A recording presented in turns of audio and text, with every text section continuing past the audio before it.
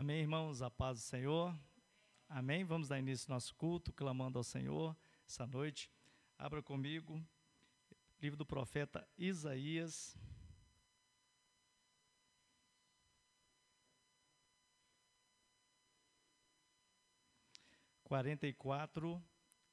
Livro do profeta Isaías, 44.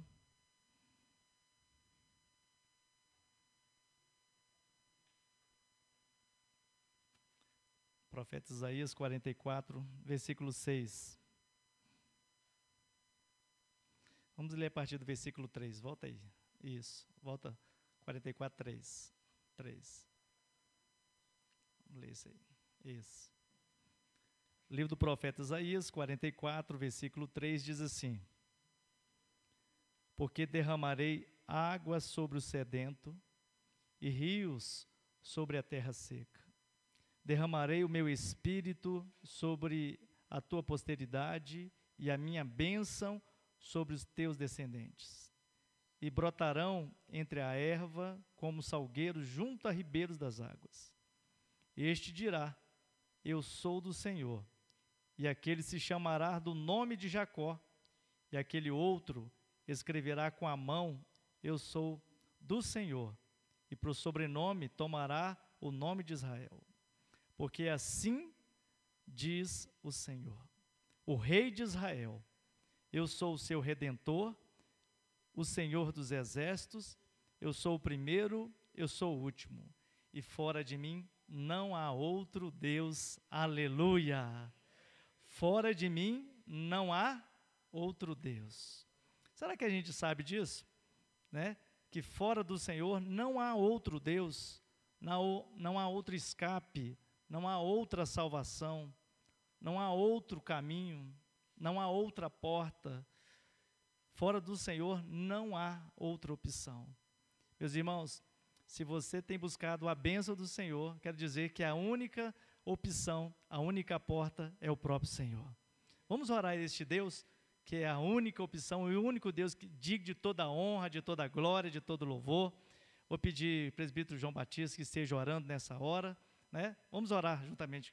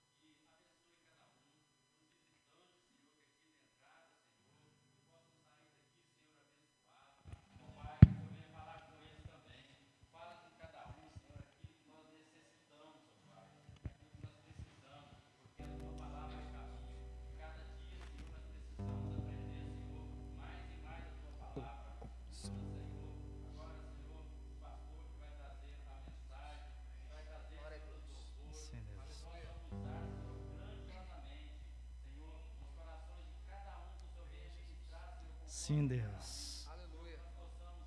Ministra, Senhor Deus, o coração da tua igreja. Sim, Senhor.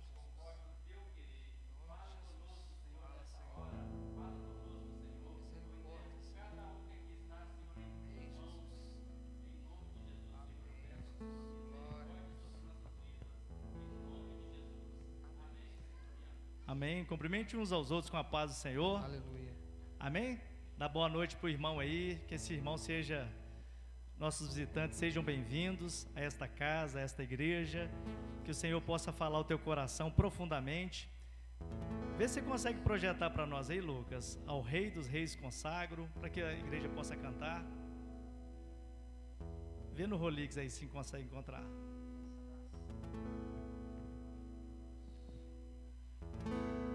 A igreja conhece esse louvor? Sabendo que o Gismar canta desde criancinha, né, Gismar? Rei dos reis, consagro tudo que sou.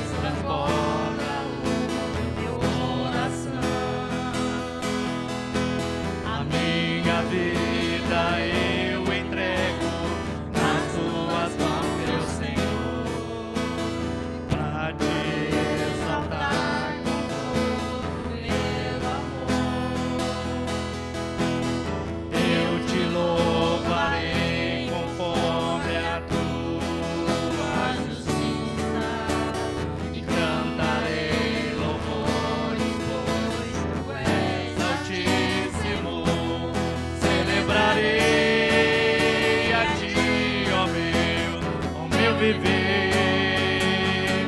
Cantarei, contarei as tuas obras, pois por tuas mãos foram criados terra, céu e mar e todo ser que neles há. Toda a terra celebra-te com cânticos de júbilo, pois tu és o Deus Criador. A honra, a glória, a força e o poder ao Rei Jesus, e o louvor ao Rei Jesus. A honra, a honra, a glória, a força e o poder ao Rei Jesus, e o louvor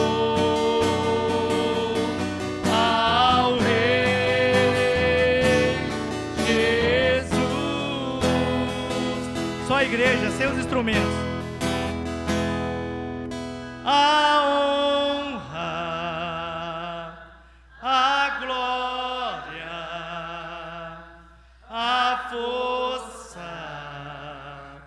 e o poder ao Rei Jesus, e o louvor ao Rei Jesus. Aleluia! Aplauda o Senhor, diz de toda a honra, de toda a glória, de todo louvor. Aleluia! Santo é o teu nome. Presídio Zé Carlos, esteja orando também, agradecendo ao Senhor pelas nossas vidas. Grato somos, Senhor Jesus. Mais uma vez, eleva minha voz em oração a Ti para Meu Deus, obrigado, Senhor. te bendizer por essa rica oportunidade que o Senhor nos deu nessa noite. Mais uma oportunidade para nós adorarmos ao Senhor. Certo estamos, Pai, que estamos no lugar certo. Esse é o momento oportuno e certo para te adorar. Te bendizer. Estamos vivos, estamos com saúde. Aleluia. Adoramos e glorificamos o nome santo, aquele que é digno, aquele que é merecedor de toda a honra e de toda a glória, que foi louvado e exaltado no louvor. Glorificamos o teu nome, Senhor. Pedimos, Espírito Santo, venha sobre nós neste lugar. Venha sobre as nossas vidas, abra os nossos corações para te adorar. Ensina-nos, leva-nos a uma perfeita adoração ao teu santo nome. Exaltado seja o nome do Senhor Jesus. Engrandecido e adorado seja o nome do Senhor. Aleluia.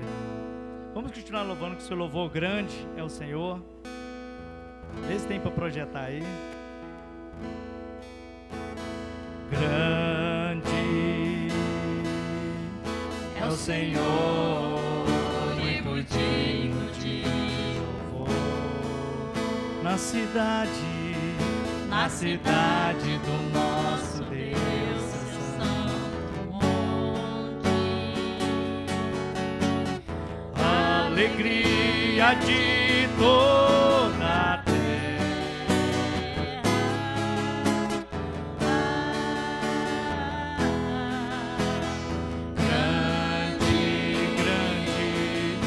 a Senhor em quem nós temos a vitória, que nos ajuda contra o inimigo. Por isso diante dele nos prostramos,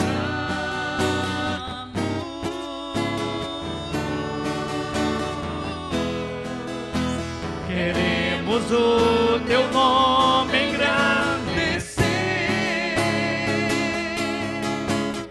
e agradar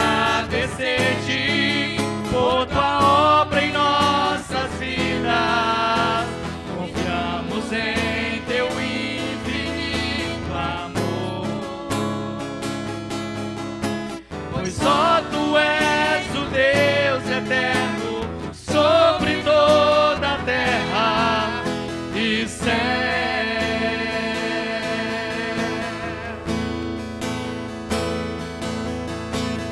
Grande é o Senhor e muito digno de louvor. Na cidade do nosso Deus, no santo monte, alegria de toda a terra.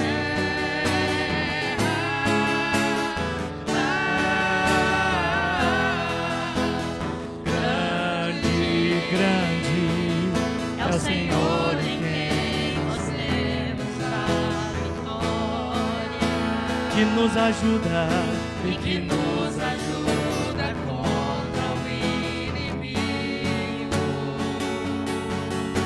Por isso diante dele nos prostramos e adoramos. Queremos o teu nome engrandecer e agradecer-te por tua obra em nossas vidas.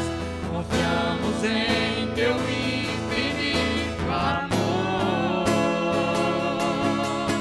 pois só tu és o Deus eterno sobre toda a terra e céu.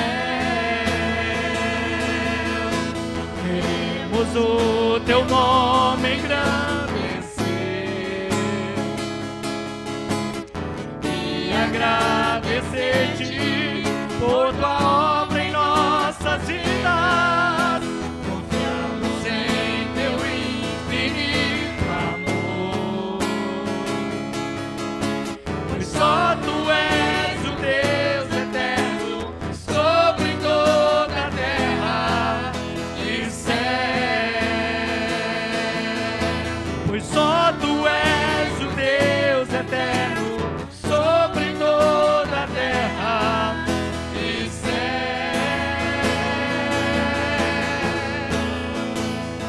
Aleluia! Santo é o teu nome, Senhor. Louvado seja o nome do Engrandecido seja o teu nome na tua Senhor. casa. Aleluia.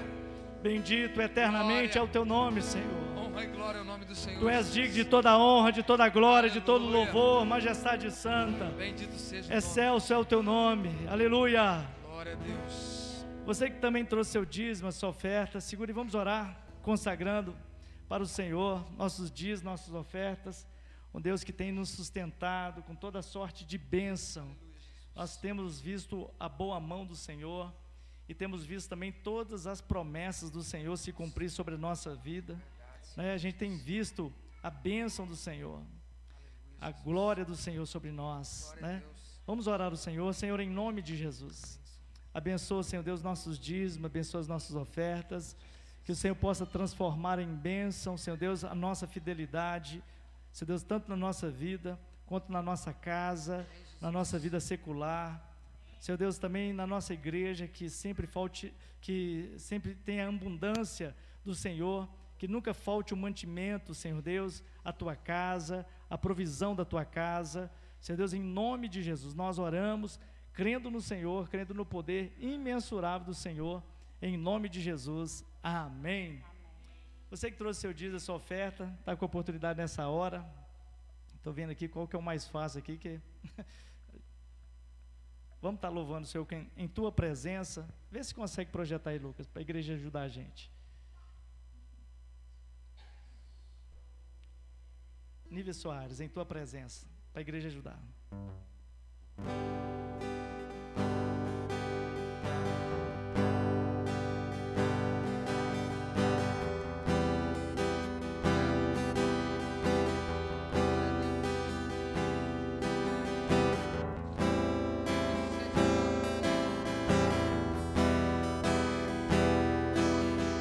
Aleluia. Glória a Deus.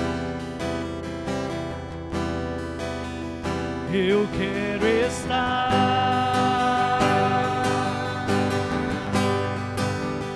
neste lugar,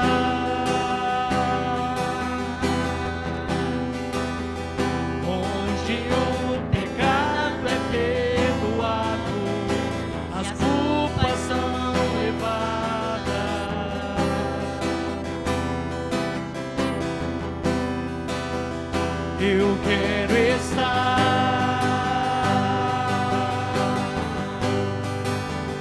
neste lugar, onde o amor não se esfria, o fogo não se apague.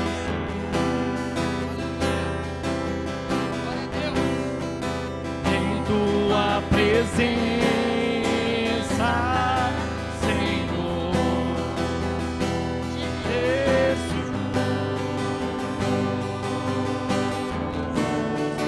Em tua presença,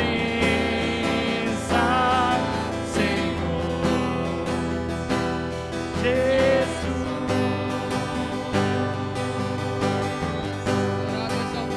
Santo Espírito, eu me rendo. Meu anseio é permanecer em teu amor, em tua presença, Senhor, em tua presença, em tua presença, Senhor, em tua presença, em tua presença, Senhor, em tua presença, em tua presença, Senhor, em tua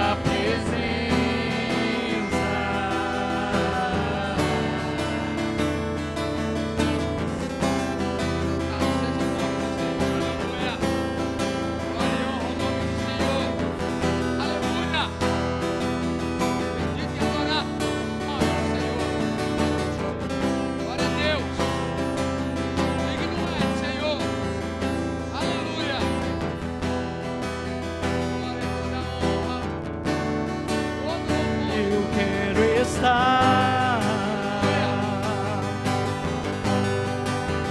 neste lugar, onde o poder não me corrompa, riquezas não me seguem.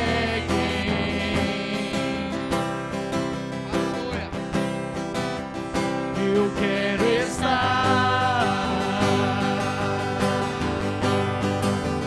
neste lugar,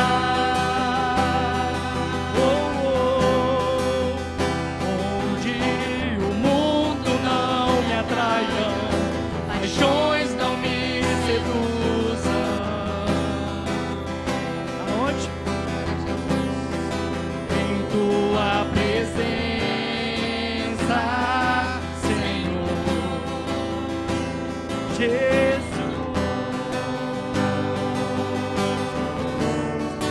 Em tua presença, Senhor Jesus.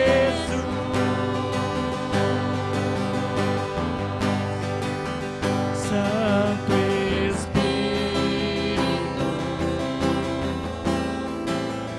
eu me rendo ao teu agir.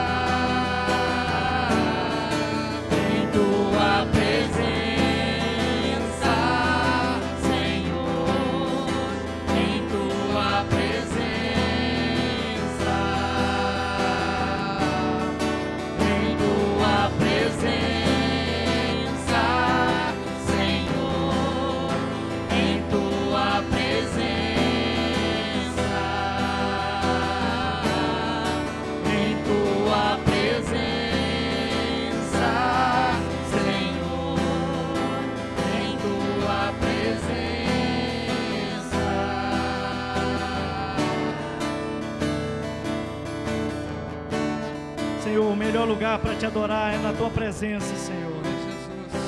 O melhor lugar para estar é na tua presença, no centro da tua vontade. Por isso, prepara os nossos corações agora para ouvir a tua palavra. Em nome de Jesus. Amém. Amém, irmãos. Abra comigo Lucas capítulo 15.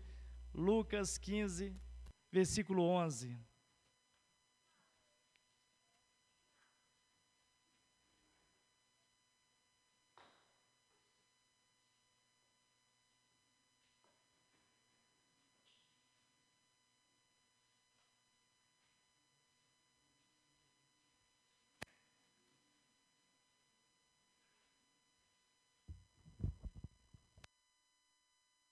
Lucas 15, versículo 11.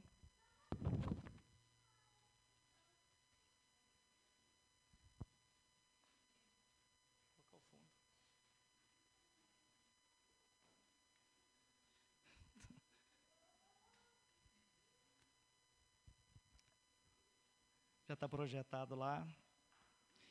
Eu quero pregar hoje um texto muito simples, muito conhecido, de todos os irmãos.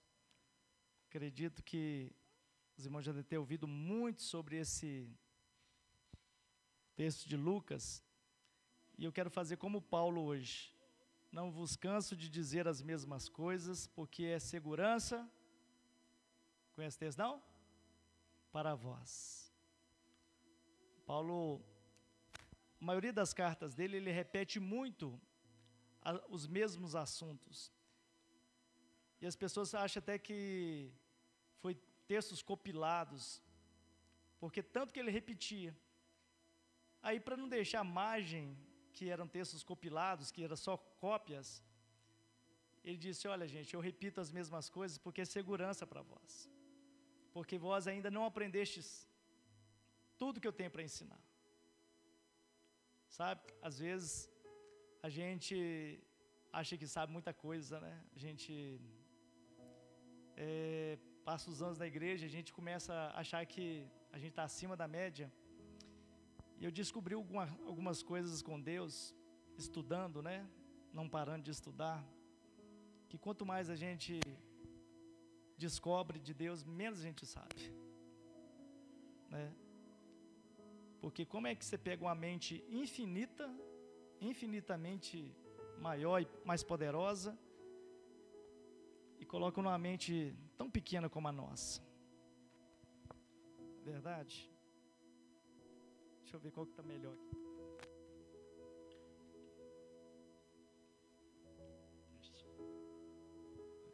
Deixa.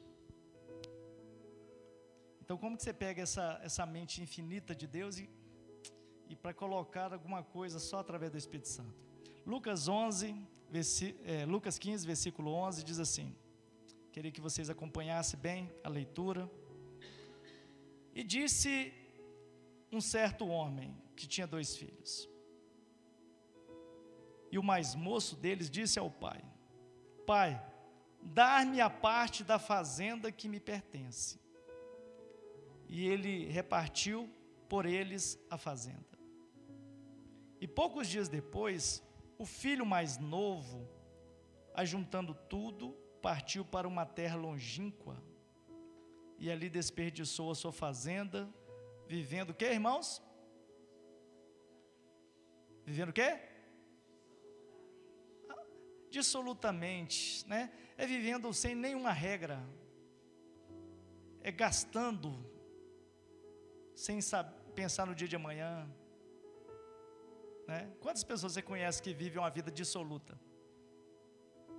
Que ele vai receber o salário e já deve 3 salários para frente. É uma vida dissoluta. É uma pessoa que não tem regra, não tem parâmetro, não tem barreira, não tem limite. Então esse texto quer dizer isso. Ele foi gastando dinheiro sem barreiras, sem limites. E havendo ele gastado tudo, porque o dinheiro um dia acaba, né? Houve naquela terra o quê? Uma grande fome. E começou a padecer necessidade. E chegou a um dos cidadãos daquela terra, a qual mandou para os seus campos apacentar porcos. e desejava encher o seu estômago com as bolotas que os porcos comiam, porque ninguém lhe dava nada. E caindo entre si, disse: quantos trabalhadores do meu pai têm abundância de pão, e eu aqui pereço de fome? Levantar-me-ei, irei ter com meu pai, e dir-lhe-ei: pai, eu pequei contra o céu e perante ti, já não sou digno de ser chamado teu filho, faz-me como dos teus trabalhadores. Levantando-se foi para o seu pai, e quando ainda já estava de longe, viu o seu pai, e se moveu de íntima compaixão, e correndo lançou-lhe ao pescoço e o beijou. E o filho lhe disse: pai, eu pequei contra os céus perante ti, e já não sou digno de ser chamado teu filho. Mas o pai disse aos seus servos: trazei depressa a melhor roupa, vesti-lhe, ponde-lhe um anel na mão e sandália aos pés. Trazei o bezerro cevado, matai, comamos e nos alegramos, porque este meu filho que estava morto reviveu, tinha se perdido e foi achado. E começaram então a se alegrar. E seu filho mais velho, que estava no campo, quando veio, chegou perto de casa, ouviu a música, as danças, e chamando uns dos servos, perguntou-lhe: que era aquilo? E ele disse: veio teu irmão, e teu pai matou o bezerro cevado, porque o recebeu são e salvo. Mas ele se indignou, e não queria entrar na casa, e saindo o pai, insistia com ele. Mas ele respondeu e disse ao pai: eis que eu te sirvo há tanto tempo, há muitos anos, sem nunca transgredir um só mandamento, e nunca me deste um cabrito para alegrar-me com os meus amigos. Vindo, porém, este teu filho, que desperdiçou toda a fazenda com as meretrizes, mataste-lhe o bezerro cevado, e disse-lhe: filho, tu sempre estás comigo, e todas as minhas coisas são tuas. Mas era justo que nós nos alegrássemos e regozijássemos, porque este teu irmão, que estava morto, reviveu, tinha se perdido e foi achado. Meus irmãos, eu acredito que os irmãos conhecem essa história, e eu queria pregar com esse tema aqui: um pai amoroso e os filhos perdidos. Vamos dizer todos juntos? Um pai amoroso e os filhos perdidos. Sabe por que eu tenho feito algumas visitas de senhoras, senhores, que os pais são verdadeiramente cristãos, são tementes a Deus, só que os seus filhos não são.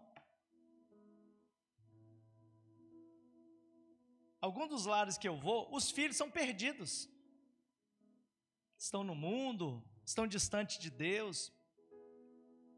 E aí a primeira pergunta que este pai me faz: pastor, eu não sei onde eu errei, porque eu criei esses filhos, né, com tanto temor no Senhor, e agora estão tudo desviados.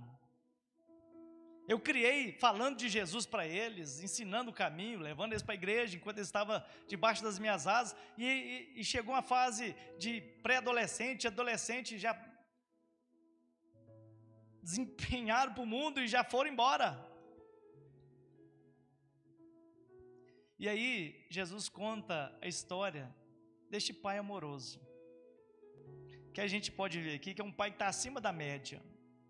Mas é claro que a gente não pode sair do contexto, e esse contexto que Jesus estava dizendo, ele estava ali falando, se você pegar lá desde o começo, né, a cura de um homem doente, um hidrópico, né? Se você pegar ali, Jesus, ele estava, depois de fazer uma cura, ele começou a ser acusado de ser um homem filho do diabo. E aí Jesus então começa a falar, de uma certa forma, com os fariseus e os saduceus, defendendo primeiro ele estava defendendo os publicanos, e segundo, ele estava defendendo as meretrizes que ficavam perto dele, né? que estavam buscando a salvação. Na meretriz são mulheres da vida, a gente sabe disso aí.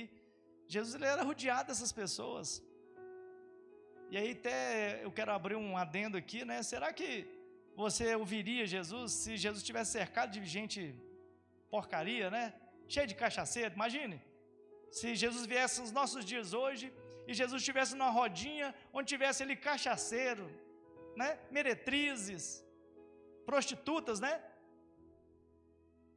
Você sentaria no meio daquela rodinha para ouvir Jesus ou você faria como os fariseus? Esse homem certamente não é de Deus. Eu sei o que eu faria, eu não ouviria Jesus. Então é fácil a gente julgar os fariseus aqui, é fácil falar deles, mas eu acredito que a gente faria a mesma coisa.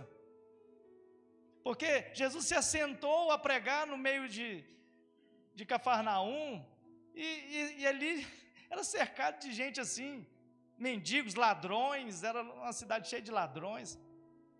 E Jesus estava pregando para ele a graça, a misericórdia. E aí Jesus conta 3 parábolas que a gente conhece muito bem, né? Que é a parábola da ovelha perdida, que o bom pastor, ele deixa as 99 no aprisco e vai em direção à ovelha perdida e encontra onde é que ela esteja, coloca sobre os seus ombros, né? Pega no seu regaço, como o texto mesmo cita, e vem trazendo aquela ovelhinha novamente para o aprisco. E aí se alegra, porque uma ovelha faz muita falta, né? Sabe o que ele estava querendo dizer? Que todo mundo é especial. Porque a ovelha aqui somos nós, né? No contexto, trazendo para o nosso entendimento, ele estava falando de uma forma metafórica, mas as ovelhas eram nós. Aí ele diz, olha, tendo uma ovelha se perdendo, indo embora, meus irmãos, meu coração dói como pastor, quando alguém diz, pastor, olha, eu vou dar um tempo da igreja, eu vou dar um tempo dos instrumentos, eu vou dar um tempo de andar num grupo, né? Eu vou viver minha vida. Meus irmãos, meu coração dói. Porque toda ovelha é especial. Aí, se a ovelha, quando eu falo ovelha, o membro, ele é especial para o pastor, imagine para Deus. Então era isso que Jesus estava dizendo, que ninguém é desprezível, ninguém pode ser o menor, pode ser a pessoa mais pobre, pode ser a pessoa mais ignorante de questão de leitura, né, de estudo, pode ser de qualquer, mas todos nós somos especiais para Deus. Era isso que Jesus estava dizendo, né, e certamente aqui não demonstra isso, mas a gente pode contextualizar, que Jesus estava dizendo, está vendo essa mulher de vida difícil, né? Porque prostituta não é vida fácil, é vida difícil. Você está vendo essa prostituta? Você está vendo esse ladrão? Ele também é especial para Deus. Aí Jesus conta a segunda parábola da dracma, né? Que é a noiva que perdeu a moeda que recebe do noivo. E a gente até pregou essa mensagem aqui, que é lindíssima, né? O contexto que Jesus estava dizendo. E a mulher perdeu, e quando achou, se alegrou com as amigas, porque também era especial. Porque quem tinha dado presente era o noivo. Quem nos deu a salvação é Jesus Cristo. Então, ele conta a segunda parábola. E agora Jesus engata e conta uma parábola. Meus irmãos, os irmãos não fazem ideia. Jesus contou uma parábola dessa. Nesse contexto que ele falou aqui, ele criou ódio nos fariseus por causa dessa história, porque a parábola era um paralelo de uma verdade. Aí Jesus começa contando a história. Existia um homem bom, um pai amoroso, e um certo dia, o filho mais moço, ele pede a herança, mas pede a herança com o pai vivo. Isso era um absurdo, no contexto do Oriente Médio. Se você falar isso hoje lá, eu vi um pastor que relatou essa parábola para os muçulmanos e para alguns judeus. Ele diz, isso é um absurdo, isso é impossível de acontecer. Nenhum pai, em sã consciência, daria herança em vida para filho, porque você desonra o pai. O pai, se ele fizesse isso em vida, ele ficaria desonrado por toda a sua família. Ele ia ser considerado como um pai bonachão, um pai bobão. E aí é isso que Jesus estava dizendo. Jesus disse que o pai, na parábola, o pai em vida chama o filho. Só que o filho mais velho, se a gente notar aqui no versículo 11, olha, no 12, e o mais moço deles disse ao pai: pai, dá-me a parte da fazenda que me pertence. E ele repartiu por eles o quê? A fazenda. Repartiu para quem? Para os dois. Significa que o filho mais velho também pegou a sua parte. O mais moço pegou a parte dele e foi embora depois de alguns dias. E o mais velho pegou a sua parte e ficou em casa. E aí era disso que eu queria falar. Que ambos os filhos estavam perdidos. Um perdido fora da igreja e o outro perdido dentro da igreja, trazendo para o nosso contexto. Meus irmãos, vivemos dias assim, que as pessoas estão perdidas. E às vezes as pessoas estão mais perdidas dentro da igreja do que fora da igreja. Às vezes a gente vê atitudes de ímpios mais prudentes que os filhos da luz. Mas Jesus disse isso também, que às vezes os filhos das trevas são mais prudentes que os filhos da luz. E aí a gente vê, às vezes as pessoas estão perdidas na casa de Deus, não sabem o que está fazendo aqui. E a primeira coisa que eu queria compartilhar com os irmãos, né? Filhos que não valorizam a casa do pai. Você pega esse menino e ele pegou a herança, com poucos dias ele foi embora. Sabe como que eu vejo isso para o nosso contexto? Pessoas que nem para ser abençoado não presta.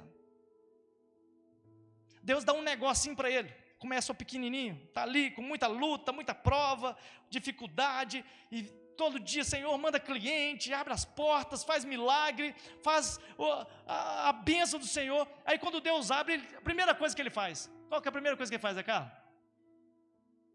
Faça da igreja.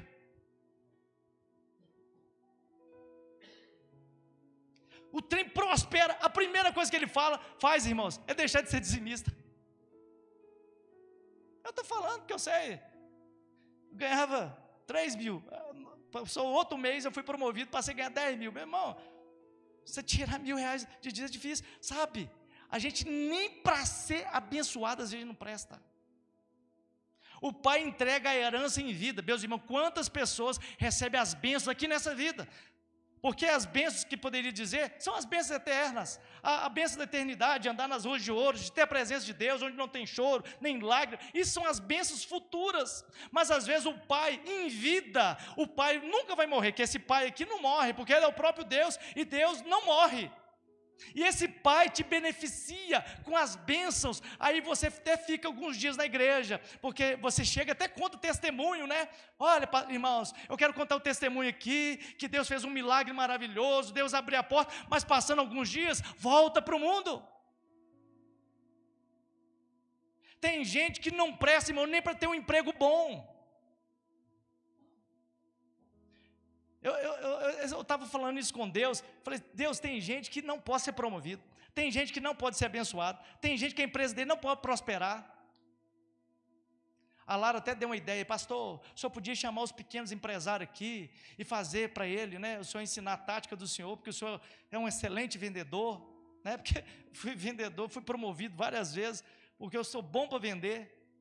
Aí a Indy faz a parte de finança, fala com ele de aplicações, e aí eu falo de marketing, e eu falei assim, minha filha, daqui a pouco já não tem ninguém na igreja. Que o povo nem para ser abençoado não presta.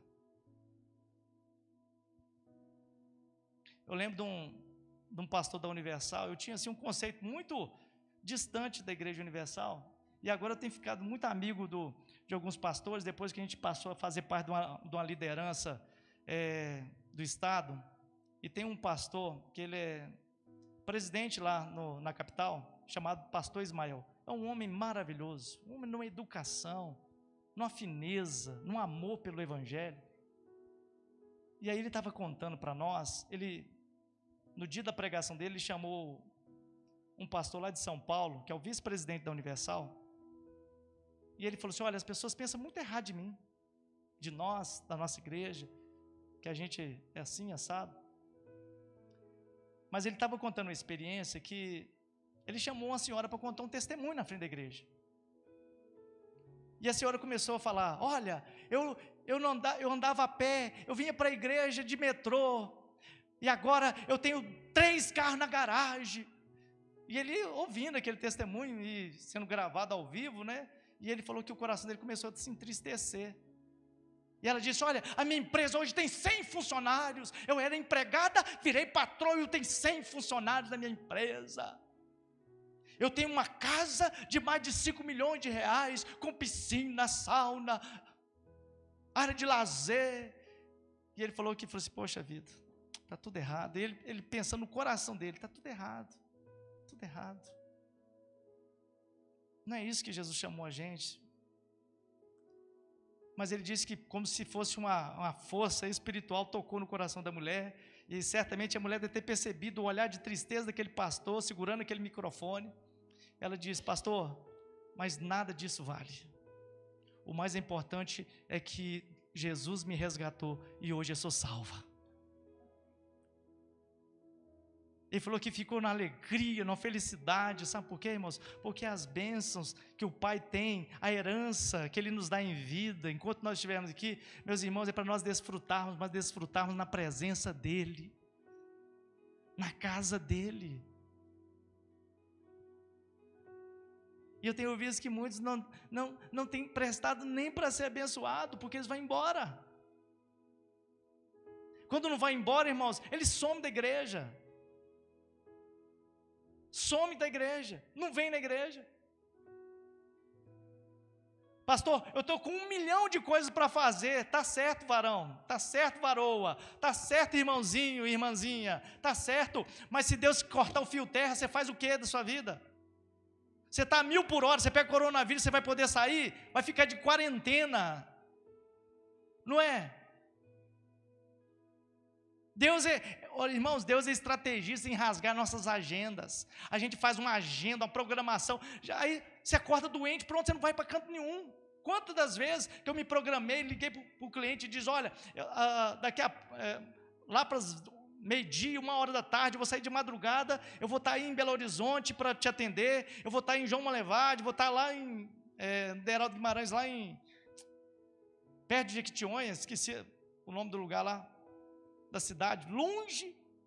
Aí eu acordava doente, vomitando, tinha que ligar para o cliente e dizer: olha, está tudo desmarcado, eu amanheci doente, eu vou marcar para outro dia. Meus irmãos, Deus é especialista em rasgar a agenda. Aí a gente pega a herança, a gente sai por conta própria, sabe por quê? Porque quando a gente sai da casa do Pai, a gente está por conta própria. Eu vou dizer uma coisa, o texto diz aqui, que ele, nessa terra longínqua, veio uma fome. Meus irmãos, esse mundo que a gente vive aí fora, está em grande fome, em grande miséria, miséria que, pastor? De dinheiro? Não, está todo mundo com muito dinheiro, né? Hoje estava vendo uma pessoa comprando uma caminhonete à vista, pagando em dinheiro, lá, aquele bolo de dinheiro. Não, as pessoas estão com dinheiro, irmãos. Só que a Bíblia diz que chegaria nos tempos finais, que a pessoa ia ter fome e sede de justiça. As pessoas estão doentes, as pessoas estão deprimidas, as pessoas estão angustiadas. Aí quando você vai conversar com a pessoa: por que você está angustiada? Não sei, é por causa de dinheiro? Não. É por causa do seu marido te bate? Não, meu marido é muito bonzinho, até comida ele faz aqui em casa. É porque então, é seus filhos? Não, é porque eu não sei, é uma angústia, não é assim? Sabe o que é isso, irmãos? Sede de Deus. Porque o texto que nós lemos, que de Isaías 45, que nos últimos dias Deus derramaria da sua água sobre o sedento. E essa sede não é financeira, essa sede é da alma. É aquilo que Davi diz: a minha alma tem sede de ti, ó Deus. Como mais do que a corça suspira pelas águas, a minha alma anseia por ti. O tamanho do vazio que nós temos dentro de nós é o tamanho do vazio de Deus, que só Ele preenche. Só Ele completa, só Ele complementa, só Ele tem a essência total para saciar a nossa sede da nossa alma. E aí a gente sai, a gente pega a bênção. Ah, pastor, agora sim, agora eu posso viajar, agora eu tenho dinheiro, agora eu tenho carro, tenho casa na praia, agora eu posso fazer um monte de coisa. Só que só tem um porém: quando você sai da presença de Deus, meu irmão, você está sozinho, e lá no mundo ninguém te dá nada. O texto diz, ninguém lhe dava nada. Uai, mas não era ele que sentava na roda dos bares com as prostitutas e todo mundo pagiando ele, dizendo, esse é o filho do homem, rapaz, esse cara é o filho do fazendeiro, né, que está aí com a gente agora, né? Provavelmente essa terra era a terra de Gadara, porque essa terra longínqua, onde criava porco, só podia ser a terra dos gadarenos, onde tinha aquele demoniado lá. Mas quando acaba o dinheiro, todo mundo vai embora. Quando acaba a fama, vai todo mundo embora.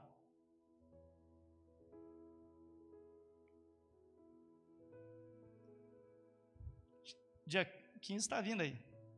Tem um monte de gente atrás dos políticos. Quando um ganhar e os outros perderem, os outros voltam para a caixa. E ninguém vai rodear eles mais. Sabe por quê? Porque eles não têm poder. Quem não ganhar não vai ter poder. Aí eu quero ver se as pessoas vão rodear eles. Por isso que esses homens sofrem. Porque quando eles não ganham, quando eles estão ganhando lá, eles botam eles para cima. É ele mesmo. Aí quando eles perdem, eles voltam para a caixa. Ninguém mais ouve falar dele. Pode ser o prefeito atual, perdeu. Daqui a 3 meses, você pergunta, quando em janeiro, pergunta por ele. Nem sabe onde está.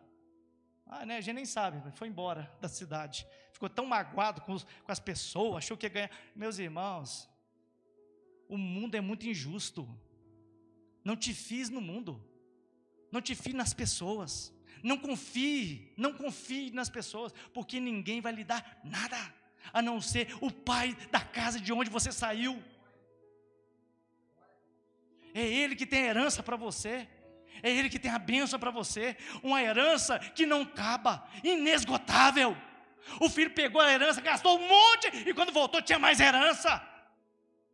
É como se tivesse nem cosquinha, levou a metade dos bens, deu a metade para o filho, a metade para o outro. Quando ele voltou, tinha tudo de novo. O pai não ficou pobre. Sabe por quê, irmão? Porque o nosso Deus é o dono do ouro e da prata. Tem gente que acha, às vezes eu falo assim, no meu pensamento humano, né? A pessoa vem, aí Deus abre as portas, aí as coisas acontecem, aí daqui a pouco a pessoa vai embora. Aí eu falo assim, daqui a pouco, comenta lá em casa, né, Silvana? A barriga vai doer, daqui uns dias volta. Mas assim, eu não é profetizando a ruína da pessoa, não, porque você sabe. E aí passa uns dias, volta a pessoa. Pastor, você olha de novo aquela vaga de emprego para mim lá? Usa suas influências. É assim, irmãos. Infelizmente é assim. Irmão, mas você estava trabalhando, você sumiu, né? Irmão. Sabe, pastor, eu estava assim meio confuso, minha cabeça. Irmãos, às vezes a gente vai conversar com as pessoas. Primeiro, as pessoas acham que Deus é bobo e acham que a gente é idiota. Sabe? É porque quando estava na bonança, não precisava de Deus. Aí quando está na miséria, aí às vezes dá vontade de fazer como esses aqui, ninguém lhe dava nada. E a gente também fala, também vou te dar nada não. É como uma pessoa que me procurou e falou, pastor, você tem que fazer alguma coisa para o meu casamento, fazer isso, pastor, olha lá que o homem está fazendo. Eu sentei, eu olhei nos olhos dela e falei assim, seu marido esteve aqui 1 ano, e você não veio nenhuma vez aqui, e postando no Facebook sobre bruxaria, feitiçaria, macumbaria, tacinha de vinho, e agora você quer que eu faça alguma coisa? Minha filha, se Deus não fizer, eu não vou levantar a minha voz em oração. Não, está colhendo fruto, sabe o que acontece? Porque no mundo ninguém lhe dá nada. Quem vai ajudar ela agora? Qual o psicólogo que vai tratar a mente dela de graça agora, se não cobra R$250 da consulta? Qual o psiquiatra agora, que não vai cobrar R$500 da consulta? O remédio que o menino estava tomando aqui, R$200 cada 10 dias. Cada 10 dias, um remédio para acalmar o espírito. E a gente tem tudo isso de graça. O Pai tem tudo de graça para nós.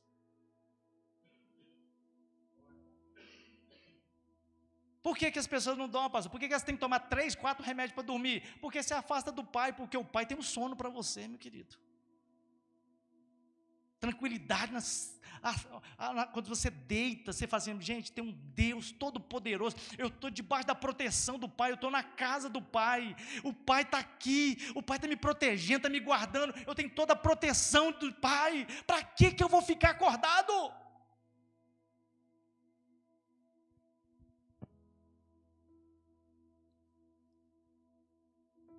filhos que não valorizam a herança.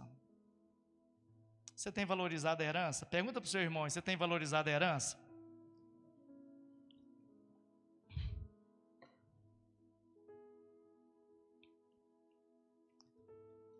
A segunda coisa, o filho que se arrependeu dos seus feitos. Ah lá. Eu coloquei o desenho e coloquei a escrita lá. Dá para vocês verem o que está escrito em vermelho lá? O que está escrito lá, irmãos? O que? Como? Eu fiz questão de colocar lá, estava nas imagens. Meu Deus, o que eu fui fazer? E agora, como é que eu vou sair disso? Você já parou para pensar o tanto de bobeira que a gente faz? O tanto de trem errado que a gente faz? A gente escolhe uns caminhos, e eu e o pastor José Roberto, a gente estava falando sobre isso, a gente estava comentando sobre um cidadão. Como é que a pessoa pode escolher caminhos tão terríveis, e aí ele colhe das suas próprias mazelas. Ele colhe das suas próprias mazelas. Mas aí, esse menino, quando se arrependeu, irmãos, ele já estava dentro de um chiqueiro. Eu já fiz aquela pergunta, né? Na última vez que eu preguei esse texto, quem já teve chiqueiro aqui? Irmão, fede demais. Gente, a gente come carne de porco, mas ô bichinho nojento, fedido. Né? Se eu ver matando lá no chiqueiro, lá, eu não como não. Eu tenho que ir lá ver penduradinho lá, a banda, dar um pernil aí. Mas se eu ver o bicho lá no chiqueiro matando aquele bicho, aquele barulho horrível que eles fazem, né, João? O João que mata muito porco, né, João? Aqueles gritos, parece gente gritando. O menino foi parar dentro do chiqueiro e ele não comeu, mas ele desejou comer as bolotas do porco. Sabe o que acontece? Tem gente que está até arrependido, mas ele já passou esse nível. Ele já está comendo junto com os porcos. Pastor, o que é comer com os porcos? Eu lembro de poucos dias que eu falo, uns 5 meses atrás. Um pai, assim, muito desesperado, me ligou e disse: ô pastor, vai lá, pastor, tenta conversar com meu filho, tal, está envolvido nas drogas. E aí eu cheguei lá, irmãos, ele estava num casebre de teleternite, um chão assim, daquele cimento todo danado, a casa toda empoeirada. E ele só de cueca, enrolado na toalha suja, caído no chão, bêbado. Junto com outro que morava naquela casa, que também a esposa rapou fora, que não aguentava, os dois caídos lá. O menino assim de uma família riquíssima, que ele pode escolher quais camas que ele vai dormir. Aquele magro, doente, junto com os dois praticamente abraçados lá, um de cueca e o outro de calça, deitado naquele chão empoeirado, né? Provavelmente estava drogado também. E aí eu pensei comigo, no meu coração, falei, gente, o que leva um ser humano largar toda herança, todo ensinamento, toda educação que os pais deram, e aí entrar numa dessa e ficar lá caído no chão, igual se fosse um bicho, um lixo humano? Quem valoriza aquele menino lá? Quem valorizaria aquele menino se não fossem os pais? Olhando aqueles trapos de homem. Aí, irmãos, a gente só fala, te ora, volta para casa, fiote. Aí volta aquele menino todo mulambado, todo danado. Aí os pais, meu filho, não faz mais não. Aí tá bom, eu não vou fazer. Daqui a pouco rouba o dia dos pais, aí de novo, menino. Tem gente, irmãos, que já passou desse nível. passou do nível de querer comer as bolotas dos porcos, ele já está comendo as bolotas dos porcos. Ele já está junto com os porcos.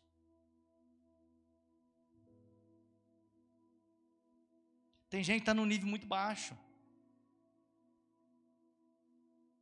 Saiu da casa do pai, está andando com gente da pesada, está andando com gente distante de Deus. E sabe que é o maior problema nosso? O problema nosso é que a gente sabe que a gente está distanciando da casa do pai, né? Que a gente fala assim, pastor, eu estou sentindo tanto frieza espiritual. E o que você está fazendo para poder mudar esse conceito? O que você está fazendo? Você está sentindo que você está indo em direção ao chiqueiro, vai comer junto com os porcos, você sabe disso, você sabe que a sua vida vai virar uma ruína, você sabe que a sua vida vai entrar num caos, você sabe que você vai perder o seu casamento, você sabe que você vai perder os seus filhos, você sabe que você vai perder seu marido, você sabe que vai perder a esposa, você sabe a direção que você está tomando, mas você não cai em si. Aí depois você fica igual esse bonequinho. O que eu fui fazer? Por que eu perdi minha mulher? Por que eu perdi meu filho?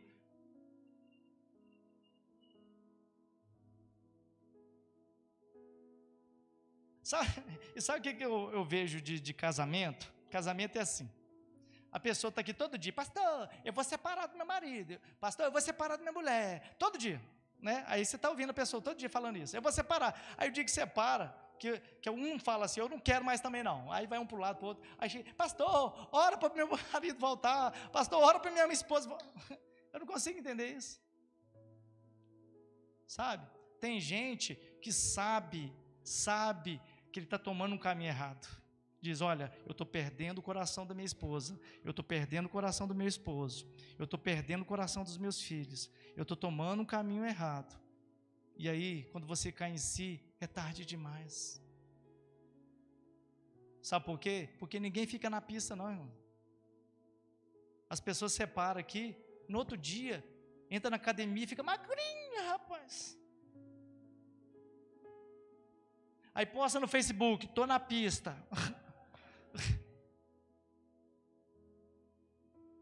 Sou tal, ganho 3 salários mínimos. Você acha que é mentira? Pega o Facebook aí, dá uma olhadinha para você ver. Teve um dia que uma pessoa me parou, não é da nossa igreja, me parou, pastor, ora que meu marido me chifrou e foi embora, tal, ora para ele voltar. Aí tá bom, eu estava ainda orando para o marido voltar, aí ela colocou lá em relacionamento sério com outro homem. Eu falei, mas gente, você tinha que ter me avisado. Você tinha que ter me avisado para me parar de orar, ué. Aí ela falou assim, pastor, carro anda, né? Eu estava aqui ainda orando, Senhor, pega aquele estrume daquele homem, tira dessa amante, piriguete, leva o homem de volta para casa. Aí, não, pastor, pode parar de orar, que eu já estou com outro já, e já está morando lá em casa. Mas porque você não esperou, gente, orou um pouquinho mais. Ah, você sabe, né, pastor, nós já somos vividos. Aí faz tudo errado, irmãos, tudo errado. Tudo errado, sabe que está fazendo errado, sabe que a bênção de Deus não vai estar junto, não é assim? Eu estou mentindo? Estou mentindo, irmão? Ah, isso não acontece aqui não, tá? Isso acontece só lá em Valadares.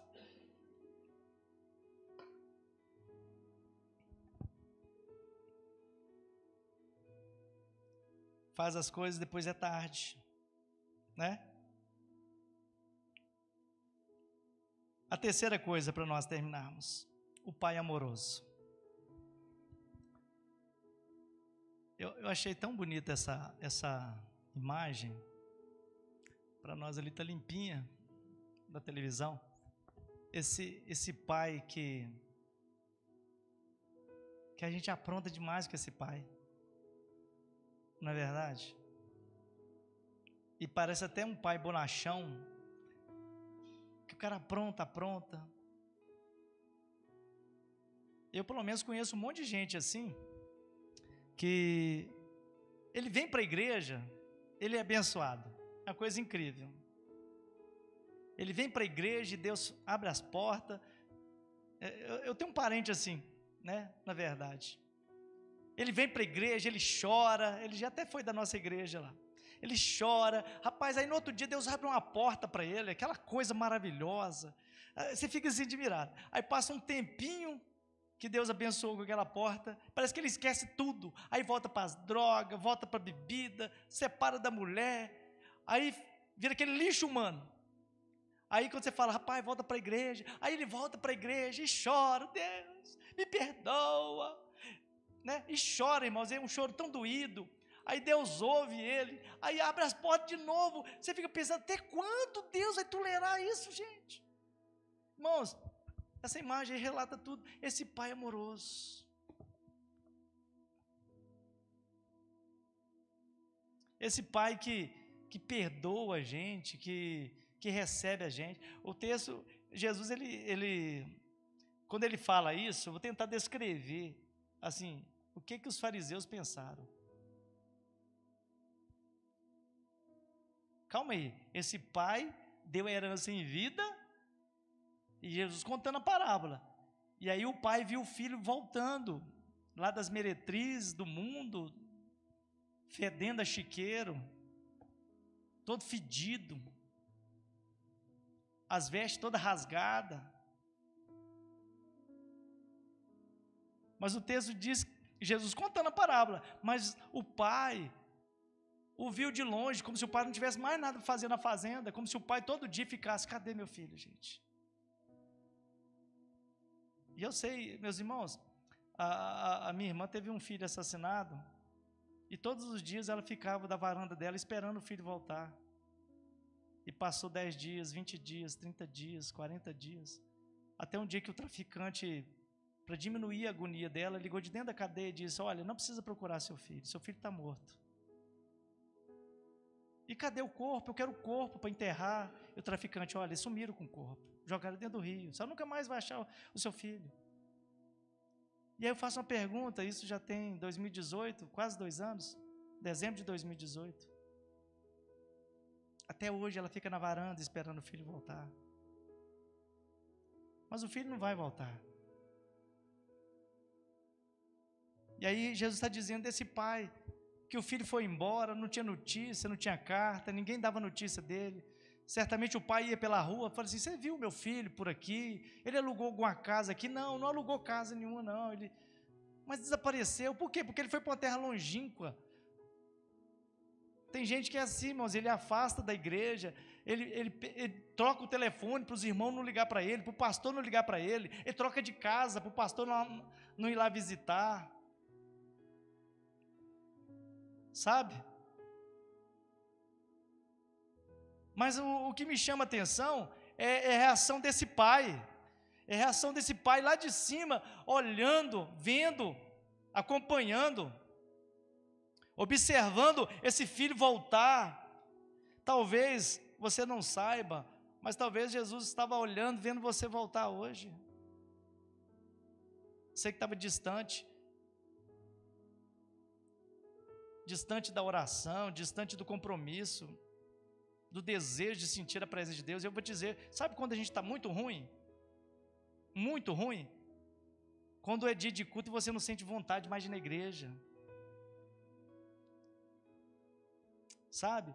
Quando aquela chama, fala assim, poxa vida, nossa, graças a Deus, hoje é dia de culto, eu quero ir para a igreja, meu Deus do céu.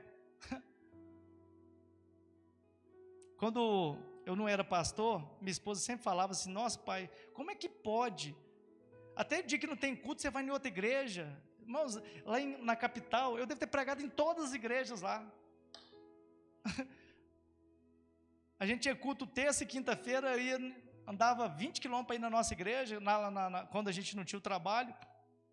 E os meios de semana eu falava, sabe uma coisa? Eu vou lá na igreja na Serra Dourada 1.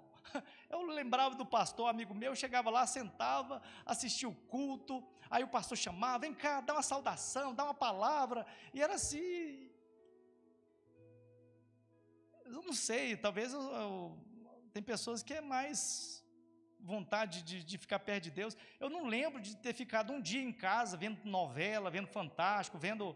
É uma vontade de estar ouvindo, porque eu sei que a cada culto, a cada igreja. Eu lembro uma certa vez que eu fui numa sexta-feira, não estava fazendo nada em casa, eu andei assim uns 15 quilômetros, cheguei na Serra Dourada 3, se eu não estou enganado, e tinha uma portinha aberta, e tinha assim uns 15 jovens sentados. Eu encostei meu carro, e aí sentei no último banco, e tinha um jovenzinho pregando, e acho que quando ele viu o visitante, ele empolgou, né, e me vendo ali, eu era presbítero da igreja, e ele empolgou, e disse: Jesus quer te salvar, tá, varão? Ele falou: Jesus te ama, rapaz, Deus te trouxe você aqui para dizer que Jesus te ama. Ele empolgou, que me viu sentado no último banco, né, e aí, rapaz, eu falei assim: amém, glória a Deus. Ele falou assim: é hoje mesmo o dia da salvação sua, varão.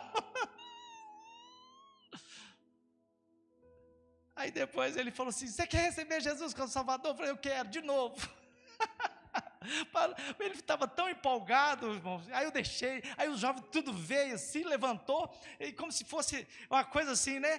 Pegamos um perdido aí, e eles me abraçaram. Meu irmão, eu senti tanta alegria, né, que eu nem falei para eles que eu era presbítero. Sabe? Eu saí de lá com convicção na mente deles que eles tinham me ganhado para Jesus. Sabe? Meus irmãos, porque o melhor lugar para estar é na presença do Pai. E na presença do Pai, independente da igreja, irmãos, do lugar, o melhor lugar é onde o Pai está. É onde o Pai está, né? Meus irmãos, o melhor lugar para estar é na casa do Pai. Diz aí para o seu irmão aí: o melhor lugar é na casa do Pai. Ai, meu Deus. A gente vai receber uma irmã domingo aqui na igreja. Ela chegou atrasada um dia no culto. Tinha quase um ano que ela não ia na igreja. E o culto é às 6 horas e ela chegou às 7h20. E ela veio e não achou lugar, a igreja estava cheia, sentou aqui no banco aqui da frente. Aí o Espírito Santo falou comigo: prega de novo. Eu falei: mas de novo? O pessoal já me ouviu quase uns 50 minutos. E o Espírito Santo: prega de novo. E aí eu fiz uma síntese de tudo que eu tinha falado. Irmãos, isso e aqui pertinho dela. Eu sei que ela ouviu 5 minutos de mensagem. Acabou o culto, ela e o esposo dela falou: pastor, nós queremos falar com o senhor. Pastor, tinha 1 ano que eu não ia na igreja. Desde janeiro. Eu entendi o que Deus falou comigo. Eu falei: mas em 5 minutos? Hoje mandou uma mensagem: pastor, estou dormindo igual bebê. Deus restaurou minha paz no meu coração. Sabe, irmãos, porque o melhor lugar para estar é na casa de Deus. É na presença de Deus. Sabe por quê? Porque quando o mundo não te dá nada, o Pai tem herança para você novamente. Por mais que você gastou tudo com as meretrizes, vivendo dissolutamente, quando você volta para o Pai tem anel no seu dedo. Sabe o que é anel? Aliança. Ele tem uma aliança com você de novo. Investe em identificação, porque os escravos da casa têm veste de escravo, mas o filho da casa tem veste de filho. Ele te adota. Sabe, sandálias no pé. Os escravos não tinham sandália, porque era um artigo caro. Traz a sandália de volta. O menino estava descalço. Imagine os pés como estava ferido. Pisou no prego, no espinho, né? Aí tem sandália para os pés. Traz o ósculo, traz o óleo, passa nesse cabelo desgranhado desse menino. Meu Deus do céu, esse menino está parecendo um bicho. Mata-se o melhor cordeiro da casa. Sabe para que era o melhor cordeiro da casa? O melhor cordeiro da casa, e Jesus matou os fariseus quando ele falou isso, porque o melhor cordeiro era para Deus. Quando você pegava aquele animal sem mancha, sem mácula, aquilo era para levar para o sacrifício. O melhor animal da casa era para o sacrifício. Aí ele diz: mata para o menino. Sabe o que Jesus estava querendo dizer? Que Deus não poupou o seu próprio filho, mas poupou a sua vida. Tanto que Ele te ama. Ele está dizendo: o cordeiro que era para o Senhor, mata-se para alegrar com o menino, porque o objetivo de Jesus morrer na cruz é exatamente isso, para que haja festa no céu, para que haja libertação, restauração, comunhão, alegria na casa de novo. É para isso que Jesus morreu, para trazer alegria ao povo que andava triste, não é isso? O povo andava triste em trevas, e aí nasceu a luz. Por quê? Porque Jesus morreu, trouxe de volta a alegria perdida, a paz perdida agora foi restaurada. E se alegre. Está lá o pai alegrando, para a gente terminar. Chega o filho da casa, que era tão perdido quanto que saiu, que recebeu a herança do pai com o pai em vida. O que está acontecendo aí, escravo? Rapaz, seu pai mandou matar aquele cordeiro que era para o sacrifício. Pegou as roupas do seu irmão, colocou sandália nos pés, chamou os amigos e está fazendo uma festa. Diz que absurdo. Sabe quem que reage assim? A gente. A gente reage desse jeito. A pessoa some da igreja, volta toda mulambada. Aí quando volta, com poucos dias, a pessoa restaura a comunhão, né? Chama aqui na frente, olha, restaurou a comunhão. Aí daqui a poucos dias a pessoa está ali na frente tocando de novo. Aí a gente reage igual o filho. O filho que ficou na casa. Que absurdo! Eu estou aqui na igreja todos os dias e o pastor não deixa eu tocar violão, o pastor não deixa eu cantar, o pastor não deixa eu tocar teclado. Irmão, vocês podem tocar. Quem souber pode se habilitar. Aí o que estava lá no mundo foi restaurado e já, né? A gente viu poucos dias lá, a pessoa falou: pastor, mas esse menino voltou para o mundo, agora já estava ali tocando guitarra. Meu querido, é assim que o pai faz. A gente volta cheio de carrapicho, doente, né? Mas quando a gente fala: pai, me perdoa, meus irmãos, o pai vai ficar de castigo agora, você vai ser escravo. Não, ele te restabelece como filho. Você passa a viver as honras de filho. Não é escravo não, o pai nunca vai te tratar como escravo. Por mais que você tenha gastado todos os seus bens, todas as oportunidades que o pai te deu, o pai sempre vai te tratar como filho, porque um coração contrito e quebrantado, o pai não vai desprezar. Então não seja o perdido que foi embora e o perdido que ficou na casa. Tenha sensibilidade como a do pai, para entender que o pai ama tanto o que foi quanto o que ficou. E o pai te deu a herança, meu querido, para que você possa desfrutar. Amém? Vamos orar ao Senhor, para que essa palavra possa permanecer nos nossos corações.